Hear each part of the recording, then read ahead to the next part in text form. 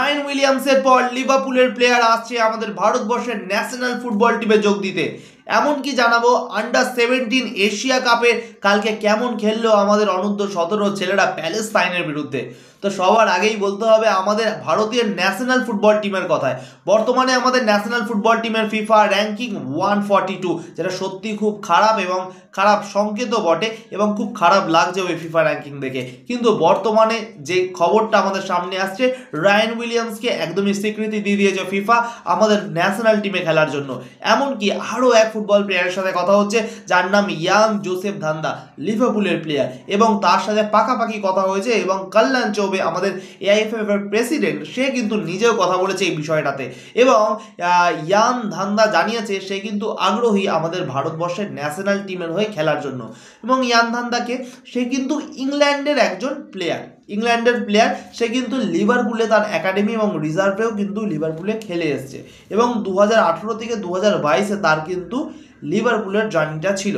এবং সে কিন্তু ইন্ডিয়ান। এবং এখানে একটা কথা বলা যায় যে সে কিন্তু সত্যি কি অরিজিন, তার বাবা কি ছিল ভারতীয় না মা ছিল ভারতীয়, তার বাবা মা কেউ ভারতীয় ছিল না, তাহলে সে কি করে আসছে আমাদের এখানে খেলতে? তার দাদু বা তার ঠাকুমা, তার গ্র্যান্ড প্যারেন্টস, তারা কিন্তু ছিল আমাদের ভারতীয় পাঞ্জাবি লোক। সেই কারণেই কিন্তু ইয়াং ধান্দা সোজাসুজি আমাদের ভারতবর্ষের ন্যাশনাল টিমের হয়ে খেলার সুযোগ পাচ্ছে। মানে বুঝতে পারছো, তোমার দাদু দিদা বা তার দাদু দিদাও যদি থাকে, তারাও তার মারফতেও কিন্তু তুমি আমাদের দেশে এসে খেলতে পারবে। এরকম একটা সিস্টেম চালু করছে কিন্তু এআইএফএফ। এই জিনিসটা কিন্তু খুব ভালো লাগছে। কিন্তু তোমার সাথে তোমার গ্র্যান্ড প্যারেন্টসের সাথেও যদি কোনো রকম কোনো সম্পর্ক না থাকে, কোনোদিনও কোনো সম্পর্ক না থাকে, তাহলে কিন্তু আমাদের ন্যাশনাল টিমে এসে তুমি ইন্ডিয়ান ন্যাশনাল টিমে এসে কিন্তু খেলতে পারবে না।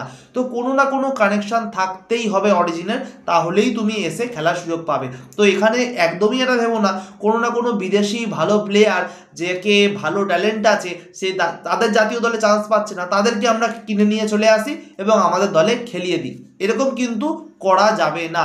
করলে ফিফা কিন্তু একটা বড়সড় ব্যান্ড দিয়ে দেবে। তো যাই হোক, এর সাথে কথা হচ্ছে। এবং এই ইয়াং জোসেফ ধান্দার বয়স কিন্তু 26 বছর, অ্যাটাকিং মিডফিল্ডারে খেলে, বেশ কিছু বছর লিভারপুলে খেলেছে। তারপরে কিন্তু সানসি নামক একটি ক্লাবে কিন্তু সে যোগ দেয় এবং সেই ক্লাবটি কিন্তু 100 বছরেরও প্রাচীন ক্লাব, ইএফএল খেলা ক্লাব এবং ইএফএল চ্যাম্পিয়নও হয়েছে বর্তমানে এই সানসি সিটি এএফসি এই ক্লাবটি।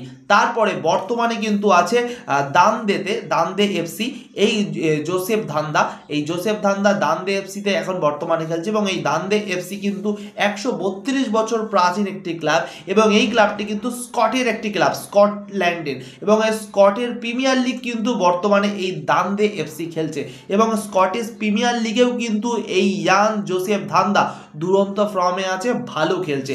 ফলে এই প্লেয়ারটাকে যদি আমাদের ভারতবর্ষের রায়ান উইলিয়ামসের সাপোর্টে পেয়ে যাই আমরা, ভারতবর্ষের ওপর মহল কিন্তু খুব শক্ত হবে, এই জায়গাটা আমি বলতে পারি। এবং আরও একটি খবর যে আন্ডার-17 এএফসি যে খেলাটি বর্তমানে হচ্ছে আহমেদাবাদে, তার কাছে কিন্তু কালকে কিন্তু খেলা ছিল প্যালেস্তাইন ভার্সেস ইন্ডিয়া। সেখানে কিন্তু ইন্ডিয়ার ন্যাশনাল টিম এগিয়ে গেছিল প্রায় হাফ মিনিট এর মাথায় এবং পুরো মাঝামাঝি অবস্থায় শুভমের গোলে।